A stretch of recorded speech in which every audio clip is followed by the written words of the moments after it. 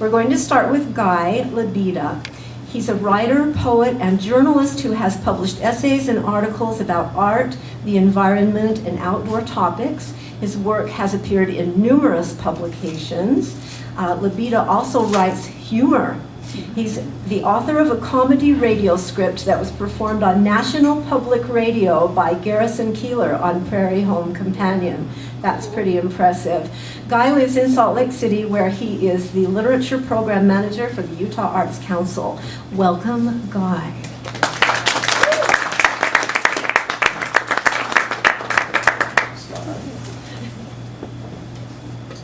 Thanks for coming out, everybody. Thank you, Star, for the invite. About the NPR thing, I sent that to Garrison Keillor because I had a bet with my then 9-year-old daughter that anything can be humorous.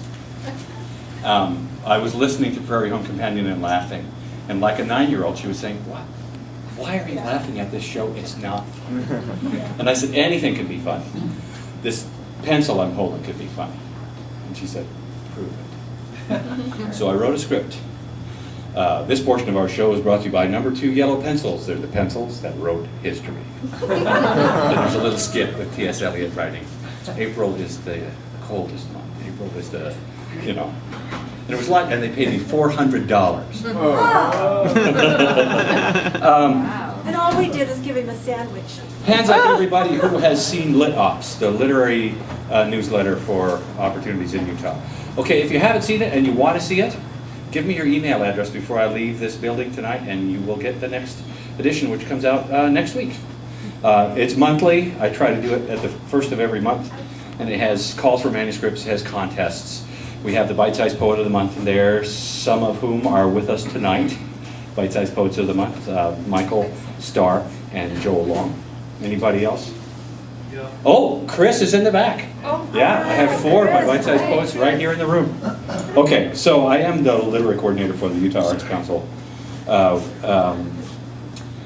And that means I work with you, writers, that you are my full-time job. And man, I have a great job. So thank you all for being writers and for giving me something to do with my 9-to-5 life. And I'm especially glad to be here tonight because just a week before Star sent me the email asking me about this particular event, I started writing my very first one-act play. I'm in a playwrights lab in Salt Lake City run by Plan B Theater. And my assignment is to write my assignment for this spring is to write a one-act play. And the subject of my one-act play, the title of my one-act play is The Beautiful Changes. And it's based on the life and work of Ken Brewer. Hands up if you know Ken Brewer, if you knew Ken Brewer. Okay, very good. Ken was on the interview committee that talked to me when I came here. The very first time when I came to Utah, the very first time to talk to the Arts Council about coming here to work for them. So that's 15 years ago, or more now. And in the years that intervened between that time when I met him, and his death in 2006, he showed me many other kindnesses. And so I'm inspired by Ken and the last year of his life. So my play is going to be called The Beautiful Changes because that's what he called his last lecture when he delivered that here at USU. But it's based on this, which is called Whale Song. And this is the thing that really fires my imagination, is that in the last few months of his life, he produced 40 poems. And he calls it A Poet's Journey into Cancer. He chronicles his illness and its effects on him in these poems. And this is like this tremendous burst of creativity in the face of this life-altering, actually life-ending news. And I think, man, it's just astonishing that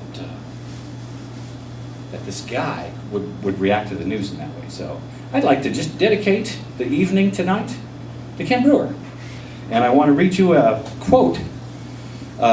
This is from the end of his last lecture called The Beautiful Changes.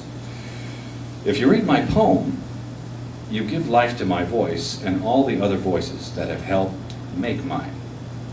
Even if I am truly dead, You can still hear me, hear us, and whatever you become, then, we too shall become. So I am going to give life to his voice tonight and read Flood, because it's my favorite Ken Brewer poem. 4 a.m., the Oregon surf pounds against the heating ducts in his bedroom basement, except he lives in Utah. Within an hour, 2 sump pumps and a water vac shoot steady streams out 2 windows and a door, barely keeping even with the 5 inches of river winding between table legs, bookshelves, beds, dissertation notes. He stands ankle deep at the urinal for such a long time he thinks he's pumping floodwater through the soles of his bare feet. He thinks of all that must be done. Turn off the gas, unplug the typewriter, radio, television, lamps, pull up the carpet, carry out the couch, call the insurance agent, find a policy, read the policy, change insurance companies. A dozen neighbors stand in his bedroom, talk about what he should do next. 2 cats run upstairs, their fur bushed out, eyes wide, their bodies crouched so low they look like black logs floating up a waterfall. The poodle whines, dumps on the bedroom water. 3 small tokens of fear swirling off toward the sunlight. Outside, rain continues dimpling the backyard lake like thousands of trout rising to mosquitoes. He feels trout under his feet, crawdads scuttling through the carpet. He grabs his fly rod from the storage room, casts into a riffle at the edge of his desk where an enormous German brown lies, just behind the wastebasket. It hits the fly. They battle down the hallway, crashing from wall to wall. It tries to snag the line under the bathroom door, wraps it around the toilet, but he has it, grabs it by the gills, and runs shouting and splashing through the basement, holding it above his head, calling, "Wife! Wife! Look what I caught!" His wife stands at the top of the basement stairs, the 20-foot telephone cord wrapped around her legs, the receiver dangling from her hand like a dead river rat. It's daughter. She's getting married. Wants to have the reception here. He thinks of gondolas, a 40-foot yacht anchored in the family room, ice sculpture of entwined dolphins, platters of prawns, skewers of lobster, the caterer's launch chuffing off for more champagne, all the bright sailboats of his neighbors sliding around the bedroom buoys, loaded with gifts flashing in the sun. Of course, he shouts, we'll serve them trout. That's for Ken.